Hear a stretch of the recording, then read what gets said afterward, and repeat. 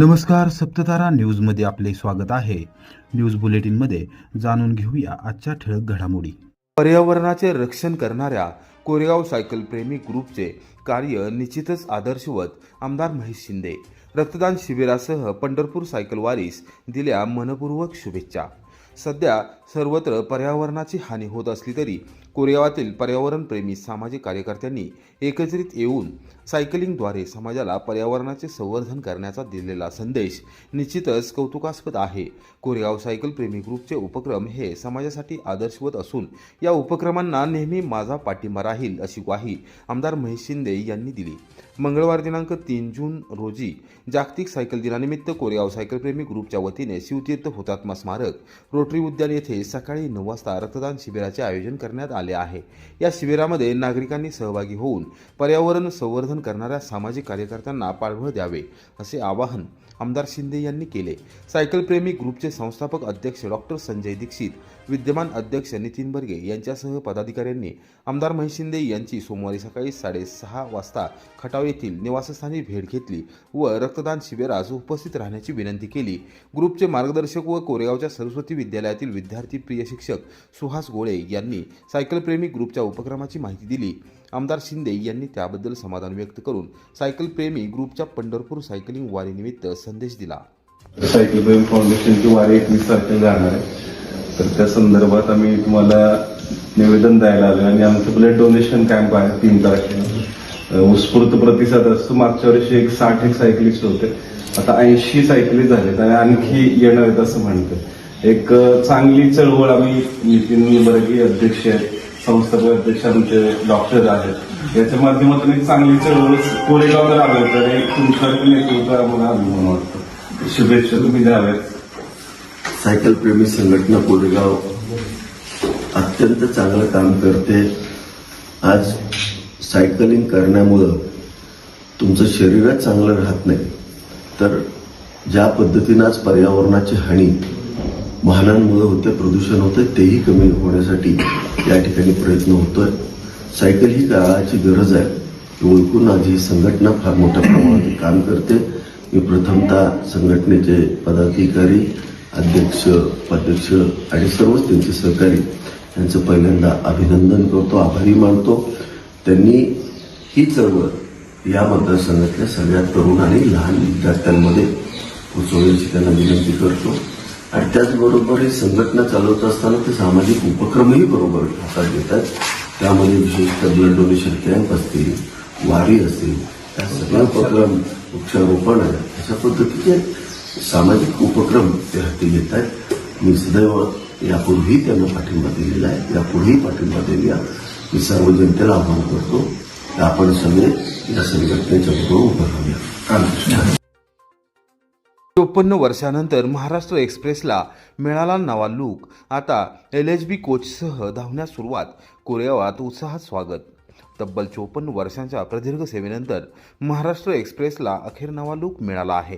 कोल्हापूर गोंदिया दरम्यान धावणारी ही ऐतिहासिक गाडी 1 जून 2025 पासून अत्याधुनिक LHB लिंक हॉफमन बुश डब्यांसह प्रवास करू लागली आहे. त्यामुळे हजारो प्रवाशांचा प्रवास अधिक आरामदायी, सुरक्षित आणि सुखकर बनला आहे. रविवारी सायंकाळी 7:15 वाजता कोरेगाव येथे तिचे स्वागत करण्यात आले. महाराष्ट्र एक्सप्रेसला एक गौरवशाली इतिहास आहे. 1 नोव्हेंबर 1971 रोजी या गाडीने पहिला प्रवास केला होता. कोल्हापूर ते गोंदिया या 1341 किलोमीटर लांब पल्ल्यातून गाडी 12 जिल्ह्यांमधून धावते.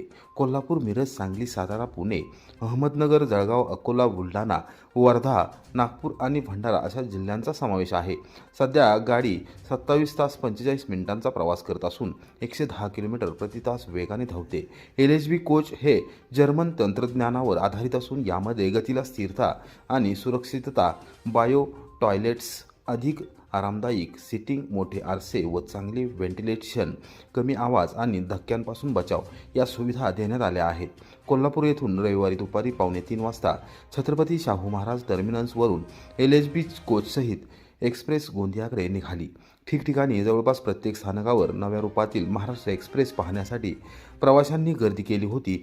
काही जणांनी तर आरक्षण करून प्रवास केला. भारतीय रेल्वेने देशातील सर्वच एक्सप्रेस गाड्यांमध्ये जुने ICF डबे बंद करून त्याऐवजी LHB कोच वापरण्याचा निर्णय घेतला आहे. महाराष्ट्र एक्सप्रेस ही त्यातील एक महत्त्वाची गाडी ठरली आहे. महाराष्ट्र एक्सप्रेस ही केवळ एक रेल्वे गाडी नाही, तर ती अनेक प्रवाशांच्या आठवणींचा एक अविभाज्य भाग आहे. LHB कोचमुळे आता प्रवास अधिक सुरक्षित आणि दर्जेदार होणार आहे. हा बदल महाराष्ट्रातील रेल्वे प्रेमींसाठी एक सकारात्मक पाऊल आहे, अशी प्रतिक्रिया या एक्सप्रेसमधून नियमित प्रवास करणारे कोरेगाव येथील ज्येष्ठ विधिज्ञ राजेंद्र भुतकर यांनी व्यक्त केली. भोसे येथे जागेच्या मालकीच्या कारणावरून तुंबळ हाणामारी, कोरेगाव पोलीस ठाण्यात गुन्हा दाखल.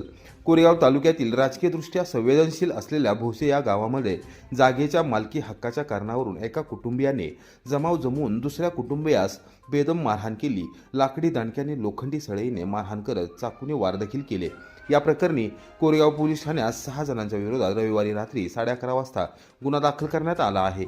याबाबत पोलीस ठाण्यातून मिळालेल्या माहितीनुसार समीर शौकत शेख आणि कमरुद्दीन गुलाब शेख यांच्यामध्ये जागेच्या मालकीच्या कारणावरून वाद आहेत. शनिवार दिनांक 31 मे रोजी सायंकाळी 4:45 वाजण्याच्या सुमारास समीर शेख यांच्या राहत्या घरात शेजारी कमरुद्दीन गुलाब शेख, अनवर रहमान शेख, कय्यूम अनवर शेख, वसीम गुलाब शेख व इम्तियाज अनवर शेख यांनी जमाव जमवून शौकत शेख यांच्यासह शोएब इसाक मुलानी, बिस्मिल्ला शेख, अल्ताफ शेख, मदिना शेख व मुबारक शेख यांना हाताने, लाथाबुक्क्याने, लाकडी दांडक्याने आणि लोखंडी सळईने मारहाण केली, तसेच चाकूने वार केले. या हाणामारीमध्ये शौकत शेख जखमी झाले आहेत. वैद्यकीय औषध उपचार घेतल्यानंतर त्यांनी रीतसर फिर्याद दिली असून कोरेगाव पोलीस ठाण्यात 6 जणांच्या विरोधात गुन्हा दाखल करण्यात आला आहे. सहाय्यक फौजदार मदने तपास करत आहेत. पुणे बंगळुरू आशियाई महामार्गावर शिरवळ नजीक कंटेनरने दुचाकीला दिली धडक, चुलते पुतणे ठार. पुणे बंगळुरू आशियाई महामार्गावरील शिरवळ जवळील पंढरपूर फाटा येथे दुचाकीला पाठीमागून आलेल्या कंटेनरने जोरदार धडक दिली. यात चुलते पुतणे ठार झाले. रविवारी रात्री उशिरा 10:30 वाजता हा अपघात झाला. चुलते अमोल रघुनाथ चव्हाण वय 40, पुतणे धनंजय बबन चव्हाण, दोघे राहणार भोळी, तालुका खंडाळा अशी त्यांची नावे आहेत. याबाबत शिरवळ पोलिसांनी दिलेल्या माहितीनुसार शिरवळ येथे नातेवाईकांचा साखरपुडा उरकून अमोल चव्हाण व धनंजय चव्हाण दुचाकीवरून गावी भोळीकडे निघाले होते. पंढरपूर फाट्यावर पाठीमागून आलेल्या कंटेनरने दुचाकीला उडवले. यावेळी अमोल चव्हाण गाडीखाली आल्याने ते जागीच ठार झाले, तर धनंजय चव्हाण यांचा उपचारादरम्यान मृत्यू झाला. या घटनेने भोळी गावावर शोककळा पसरली. या अपघाताची नोंद शिरवळ पोलीस ठाण्यात झाली असून कंटेनर चालक गौरव विजय ढोरे वय 22 राहणार साकोली, जिल्हा भंडारा याला पोलिसांनी ताब्यात घेतले आहे.